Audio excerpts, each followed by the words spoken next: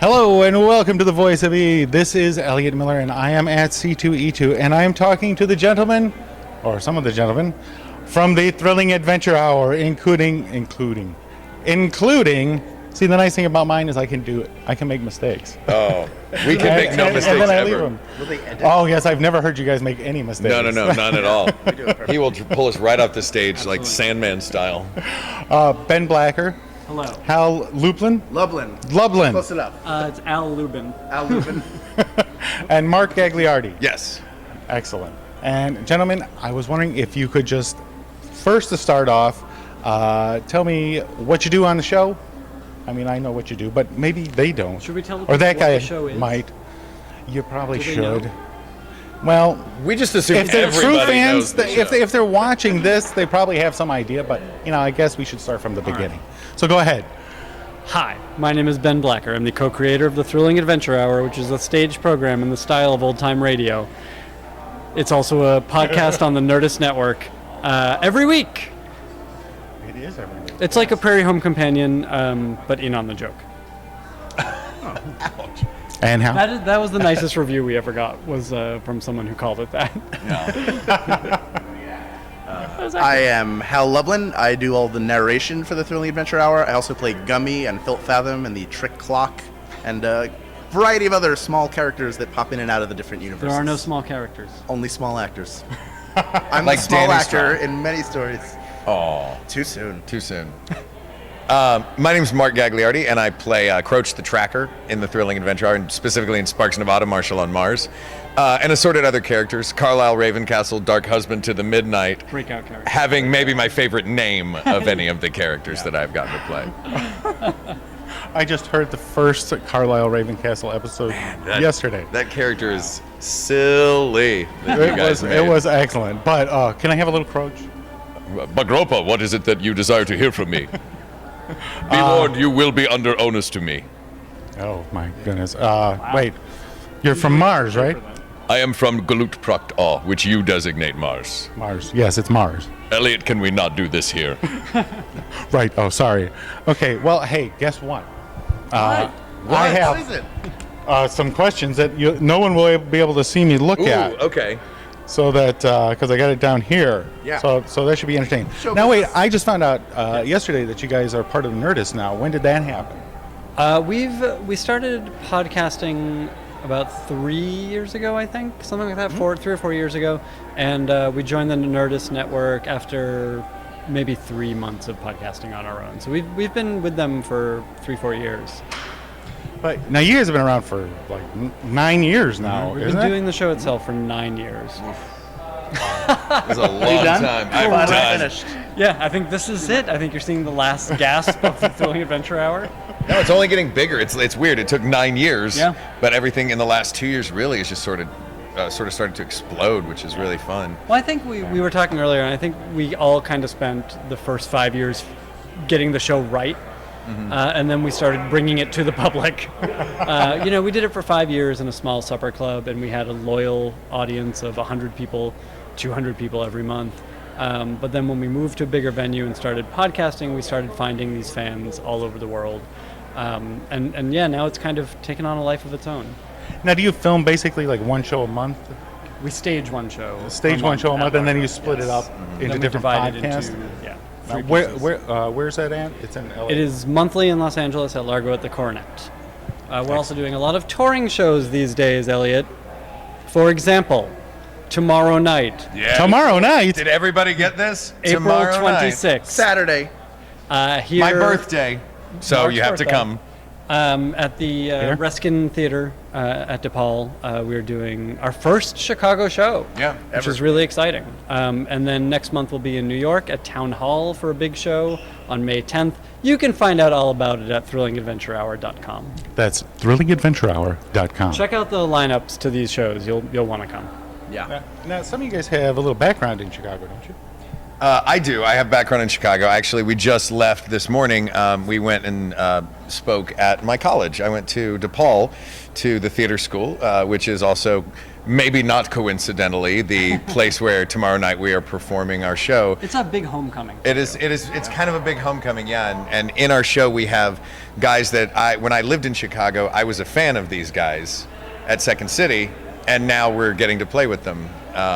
9 years or 14 years from the time I was in college, but 9 years into the show, yeah.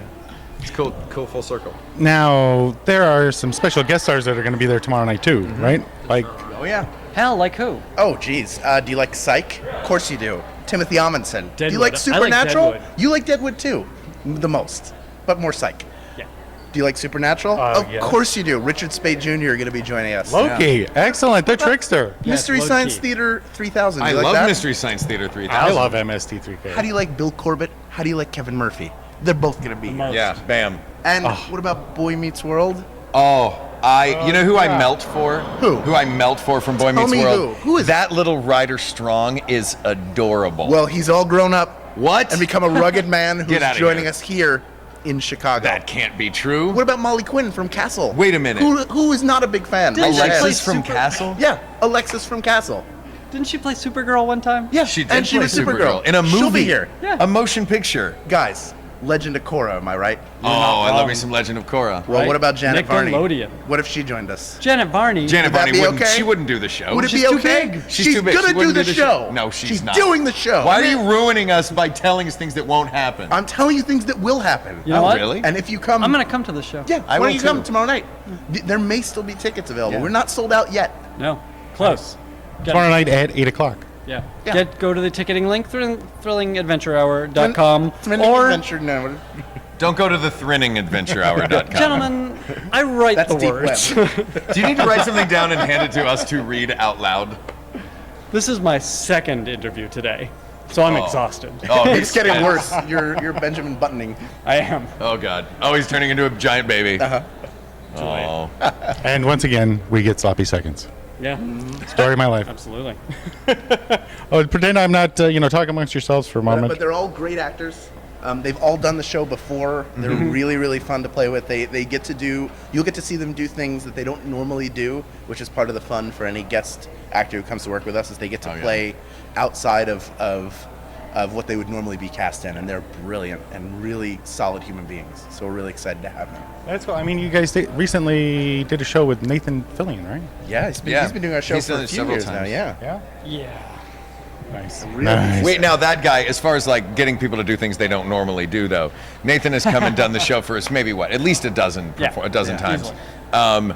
And he plays a role who is just this big, oh shucks, super charming. Wow, I'm just the nicest guy in the world that everyone loves. So it's completely not Totally like not him. what It's he a is. totally And a space cowboy, A space which he's cowboy. never done before. Yeah. Yeah, he's never played a space cowboy. stretching. Now Right, finally right. he can play a captain. stretch. Yeah, Yeah. it's really good. But it is the only place where you can still see Nathan Fillion play a space cowboy. That's true. Is the Thrilling Adventure Hour. See? That See? is- ThrillingAdventureHour.com. that's good. I never thought of it like I only that. thought of that the other day. That is really good. Except for, reruns and DVDs. Hey, This hey, is hey. new material. Yeah, this is That's brand right. new. Excellent. Now, you also recently had a show with Welcome to Night Vale, Yes. Yes. which is also, I absolutely love These Welcome to guys are Night the Vale. stars of it. That show was. mean, well, ever. Cecil's the star of it. Yeah, Cecil's How the dare star. any You, of the us? two of you and Cecil. We did Yes. get to join Cecil. Well, Hal has been touring with them. You can. Yeah, I play Steve Carlsberg in Welcome to Night Vale. Boo, Steve So- Carlsberg. That's right. I was there. You were here. Yes, at the Athenaeum. Yes. Yeah, we did a couple shows here. Oh, that show was excellent. Yeah, so been doing stuff with them. So the crossover was interesting because there was these two popular, the two popular fake radio podcasts converging, and I jumped over and was Steve Carlsberg in that show. It was which funny. I a mean, lot of everybody fun. booed you, and it was. Oh yeah, I love they it. do. They did Not that like- because of Steve Carlsberg. I have to say, I'm from Philadelphia, and I did the Philadelphia shows, and I was expecting better booing there, but nobody boos like Chicago. It was incredible. Really? We have the Cubs, Nobody you know. boos. Yeah. That's It's true. the You best. guys, I they're figured well-trained. Philly would just throw batteries at people Yeah. they don't Right. like, don't they? Well, this leg is fake because Yeah. of those batteries, but It is fun. A friend of mine once said, and I'll ask you this if this is the same experience for you. A friend who regularly plays villains said he hasn't done his job on stage if he goes out to do his curtain call at the end and he doesn't get booed by the audience. So I feel like the Yeah. booing is like, It's a kind of You know, cheering. yeah. yes. It's an inverse cheering. it is an inverse cheering, but it's what you want. It's what you're wanting Absolutely. from the audience. As long as there's a reaction and they're having a good time, Yeah. that's all that I care about. Yeah. But I will say that part of my goal is to inject that character with a little bit of pathos, So by the I have seen some fan comments that's on the so on the sad. internet. It's like, I really want to hate Steve, but I kind of liked him after seeing the live show. So That's the worst thing about Hal is you can't help but like Yeah. Sorry. So Hal Lublin playing a bad guy doesn't work. it. Ugh, the worst. Oh, that's terrible. Now we'll have to start with the questions that you are always asked. Impossible. What kind of shoes do you guys like to wear? No, wait, hold on. Ooh. How did the show get started? The Thrilling Adventure Hour program? Yeah, I mean, I know you gave me a little of it there, but how did you come up with it way back in the day? 10 years ago, my writing partner and I, Ben Acker and I, wrote a feature script called Sparks, Nevada, Marshall on Mars. And we had a bunch of our friends over who are great actors, Mark included, to read that script aloud. And the reading was even more fun than the script was. And we said there has to be a way to bring people to this, to get this up on its feet. And so we combined our love of genre storytelling with this staged radio conceit, which was just a practicality so we could have working actors just come up and not have to memorize and read from scripts. Because working actors are horrifically lazy and Yep. will Right. not memorize a script. Well, I think even then we knew we wouldn't be getting scripts to people until about 2 days before the shows. But we combined that idea with the idea of learning to write for an audience and for actors and wanting to get on a regular schedule of putting something new out into the world every month. And it just kind of started rolling from there. It has kind of taken over all of our lives. Now, you guys have been going for 9 years. True. How difficult is it to come up with new stuff? Month in, month out, week in, week out? Not difficult at all. We could write 4 shows a month based on Sparks Nevada, Beyond Belief, Captain Laser Beam, all of the worlds of the show, because they're so rich and the actors are so good. We just don't have time to write 4 shows a month. I would love that many shows just because I'm always curious to see where these characters are going. Yeah. And the idea of I've even asked the guys wait, what's going to happen? 3 months, Acker will call me on the phone and be like, check this out. We just had this idea for a storyline. I'm like, you're going to do what to Sparks? So these are I would love it if they came once a week so I could always hear a new Sparks Nevada episode. I mean, in a perfect world, the worlds of Thrilling Adventure Hour would be on your TV, so you could watch it 24 times a on year. the Thrilling Adventure Hour network. Oh, Yeah. I like this. Moonshine Holler on Supplemented- Saturday nights. Yeah. Supplemented Saturdays at with 8. Once a year. comic books Yeah. that fill in the world. Exactly. Yeah. There's no dearth of stories in the worlds of Thrilling Adventure Hour. We wish we could tell 3 times as many as we do. Now, are you guys on your world tour right now? No. No. No, we're on our Comic-Con tour.